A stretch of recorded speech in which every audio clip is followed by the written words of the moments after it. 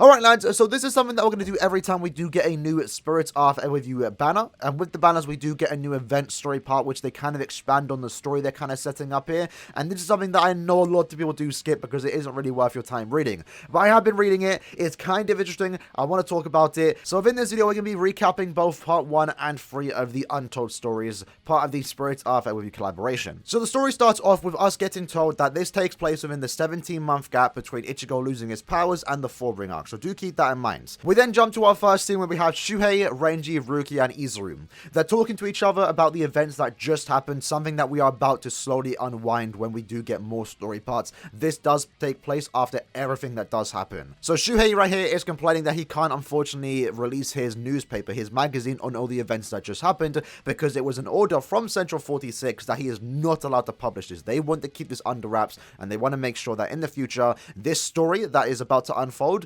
never gets told or spoken of ever again. We then go back in time by a few weeks where we have Renji and Iba together talking to each other. They then get interrupted by an announcement from Jushiro where he's basically telling every squad member to get to the Sokaku. They need backup, a mass amount of spiritual pressure has been detected, they don't know what it is, and it needs investigation immediately. So of course Renji and Iba make their way there where they eventually do meet up with Rukia just before getting to the Sokaku. Once Renji, Rukia, and Iba do get to the Sokaku, they are then greeted by Shunsui and Jushiro, which kind of confused them at first because Jushiro should have been at the barracks, and Shunsui they saw while getting there, and they're kind of confused why he's already here.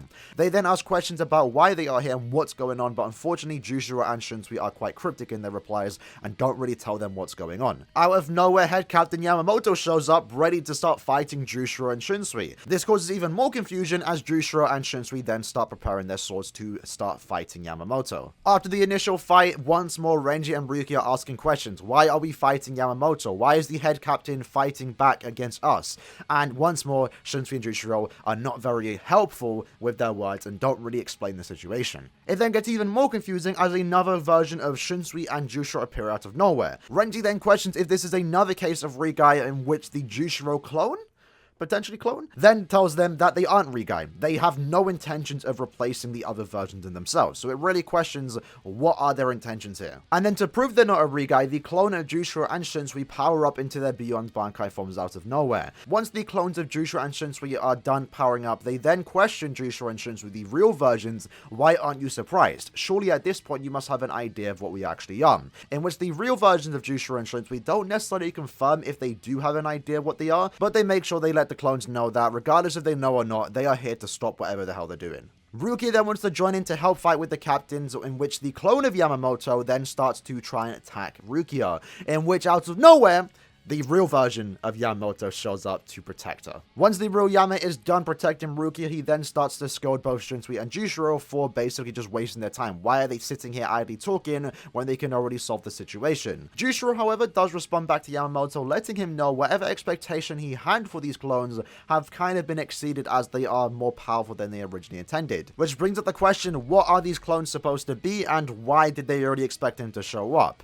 After Jushiro does tell him that, Yama basically says stop playing games and let's settle this. This then prompts the real Jushiro and Shunsui to power up into their Beyond Bankai state, which never really gets explained where they came from or where this form came from. Apparently they just had it, so take that as you will. But now in their Beyond Bankai versions, they then fight their clones and they continue battling. And while they're fighting their clones, we then jump cut to Yamamoto fighting his clone, in which the clone version of Yamamoto transforms into his Beyond Bankai state, and then once more they continue to fight. After that, the screen gets engulfed by a massive white light, and all the clones disappear. So in this case, the real version of Yamamoto never actually goes into his Beyond Bankai version. The only person that does that is the clone of Yamamoto. However, when these clones do disappear, we then get a soul pager from the Department of Research and Development that multiple instances of strange spiritual pressure has appeared throughout the entire Seirete. And at that point, that's what leads us to part 2 and 3 of our story. Unfortunately, I don't have any footage of part 2 right now as I didn't record it when it initially came out a few months back, but essentially what happens in part 2 is that both Shinji and Kisuke eventually find their clones and they fight themselves and eventually win. Now, let's talk about part 3, because part 3 is kind of the cool part. So part 3 begins sometime after part 1 and 2, essentially almost every part is going on at the exact same time, in which Isane does let Retsu know that the operation has been complete. So obviously in this case we don't know what has been complete, but Squad 4 have something set up to potentially counteract these clones. While they are talking, Retsu gets his instant flush of spiritual pressure that came out of nowhere. It appears that Retsu is the only one that actually noticed this spiritual pressure and lets Isane know that she has to quickly go sort this out. Retsu eventually makes her way to the Rukon district, in which he sees two people fighting each other, and those two people fighting eventually turn out to be the clones of both Retsu Unohana and Kenpachi Zaraki, and it turns out they're already in their Beyond Bankai forms. And this brings up the big question: why are they fighting each other? Every clone that we've seen thus far has basically wanted to fight the original version. In this case, the clones of Retsu and Kenpachi don't even care about their original copies. They're literally just fighting each other, which is kind of funny to me personally. While the clones are still fighting over, Retsu Unohana, the real version of Retsu, is just sitting there watching the entire fight take place. And while the fight between the clone of Retsu and Kenpachi are fighting each other, Retsu then gets this rising heat inside of her, this feeling of ecstasy of watching a clone of herself, which to a certain extent she can feel a bit of her inside of the clone, fighting against someone like Kenpachi in an all-out battle.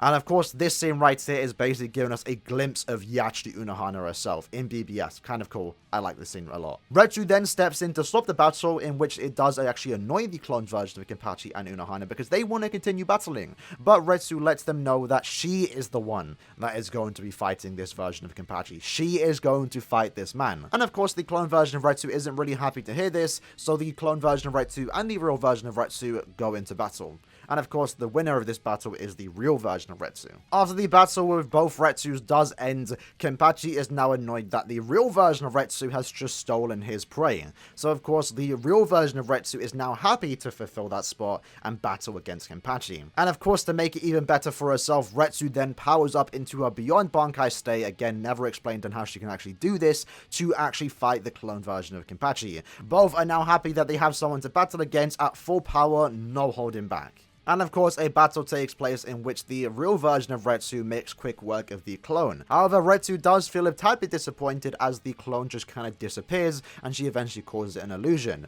Retsu then questions herself whether this is something that projects the future, a future path that is yet to take place, or it's a delusion or remnant of the past. Again, bring up the question, what exactly are these clones? What's their purpose? What do they mean? And why have they shown up? And unfortunately, those are answers we don't have right now, as we are only on the third part of potential 6 more parts. We have more banners to come out, more story parts to get, which should hopefully explain what exactly is going on. And for those that are wondering where Kenpachi was during all of this, well, it turns out he was just in Karakura-tan. He has no idea what's going on. He got a slight feeling that something might happen, but he just brushes it off as just nothing. So yeah, that explains exactly where Kenpachi was during all of this. So for the most part, everyone's fighting their clones. Everyone gets the chance to fight their clones, but in this case, Retsu is the one to fight both the clone version of herself and Kenpachi, while Kenpachi is just somewhere in Karakura-tan. But with that said, lads, that was the video for today. Hope you guys did enjoy it. Just me breaking down both part 1 and 3 of the story. Again, once more, I couldn't include part 2 as I don't have any footage of that, but I did read it. Nothing big happened. It's just Kisuke vs Kisuke and Shinji vs Shinji. I do plan to do more of these in the future once we do get more chapters of the Untold stories, because I am kind of interested to see where this does go, mainly because I want to know where these forms come from, if they do even explain it. Normally they do a bad job of explaining them, and I also want to know, what are these clones here for? Why are they here? They made a clear statement that they are separate to Rigai and they have different intentions, but so far the intentions of each clone seems kind of different. In part 1 and part 2 we saw the clones fight their real versions, but then in part 3 we see the clones of Kenpachi and Unohana just outright ignore the real versions of Kenpachi and Unohana, and they just fight each other, which is kind of cool in my opinion. I like it. It's definitely something that I could see a clone of Kenpachi and Retsu just doing, right? Just forget their real copies, let's just fight each other. Makes sense. Anyway, that was the video for today. Hope you guys did enjoy it. If you did, show support a like in the video. Let me know what you lads think about the story thus far, and I'll see you lads next time. Peace.